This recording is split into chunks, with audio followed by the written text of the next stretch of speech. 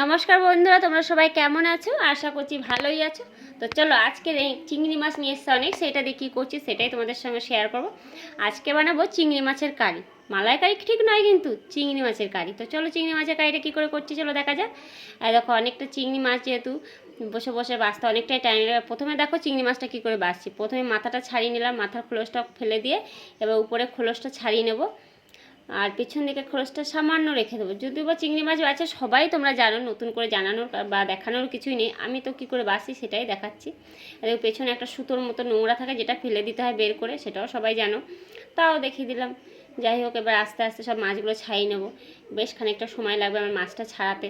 তো মাছটা ছাড়ানো তো পুরোটা দেখানো তোমাদের সম্ভব নয়, যতটা পারছি দেখিয়ে দিই, বাদ বাকিটা তোমাদের পরে দেখাচ্ছি মাছটা ছাড়ানোর পরে। তো মাছটা ভালো করে ছাড়িয়ে নিয়ে পরিষ্কার করে তারপর তোমাদেরকে দেখাচ্ছি।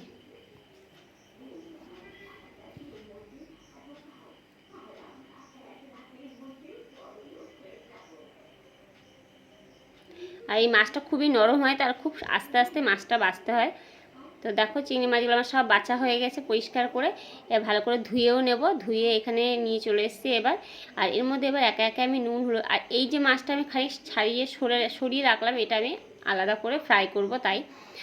আর এই মাছটা আমি নুন হলুদটা মেখে নেব। তো নুন হলুদ দিয়ে মেখে ভালো করে আমি মাছটাকে মেখে খানিকক্ষণ রাখবো। আর এইদিকে একটা কড়াই চাপিয়ে দেবো, কড়াইটা মানে তেল গরম হতে দেবো, তারপরে কড়াইয়ে তেল দিয়ে মাছগুলো আস্তে আস্তে সব ভেজে নেবো। এদিকে আমি কড়াইটা চাপিয়ে দিয়েছি, কড়াইয়ে তেলও দিয়ে দিয়েছি, সর্ষের তেলেই পুরো রান্নাটা হবে। তো তেলটা গরম হয়ে গেলে তবে মাছটা ভাজবো। ভালো করে তেল না গরম হলে আবার মাছটা ভালো করে ভাজতে পারবো না। তো তেলটা গরম হয়ে গেছে দেখো ভালোই। আমি এর মধ্যে একে একে সব মাছগুলো ভেজে নেবো। আর এই মাছটা খুব বেশিক্ষণ ধরে ভাজতে নেই, বেশিক্ষণ ধরে মাছটা ভাজলে কি হবে, মাছটা শক্ত হয়ে যায় আর মাছটা খেতেও ভালো লাগে না। সামান্য একটু লাল লাল হয়ে এলেই মাছটা আমি নামিয়ে নেব। দেখো মাছটা আমার ভাজা হয়ে গেছে, এবার আমি মাছটা নামিয়ে নেব। আর এই মাছটা ভাজতে গেলে, যখন এই মাছটা ভাজতে যায়, জানি না কেন আমার এরকম কড়াইয়ে লেগে যায়। তোমাদের কি লেগে যায় অবশ্যই আমাকে কমেন্ট করে জানিও। আর না মানে লেগে গেলে কি করতে হয় সেটাও আমাকে জানিও। এবার পুরো মাছটা যেহেতু একবারে ভাজা হবে না, আমি দুবারে মাছটা ভেজে নেব।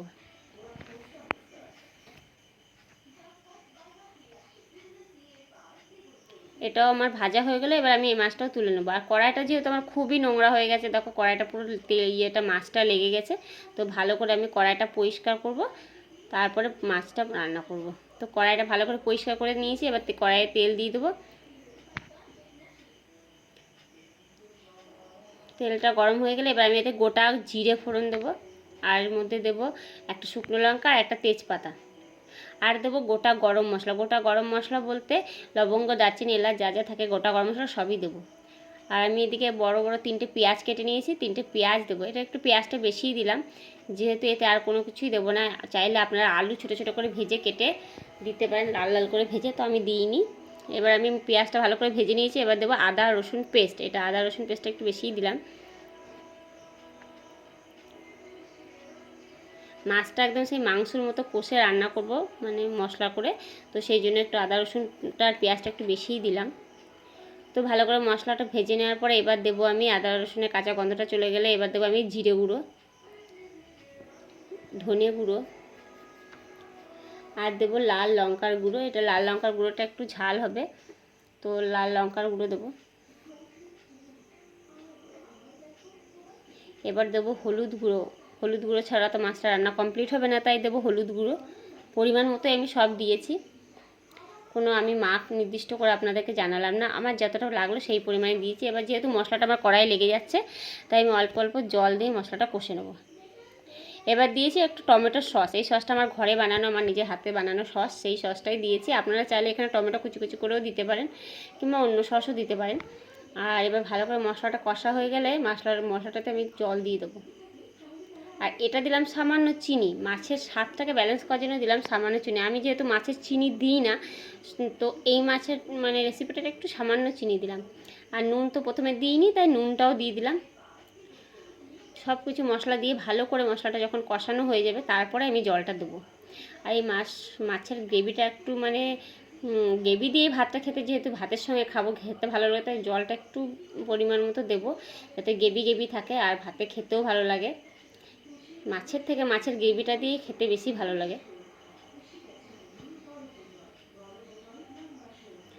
তো জলটা ফুটে উঠলে তবে মাছটাও দিয়ে দেবো। জলটা ফুটে উঠেছে, এবার আমি ভাজা মাছটা দিয়ে দেবো।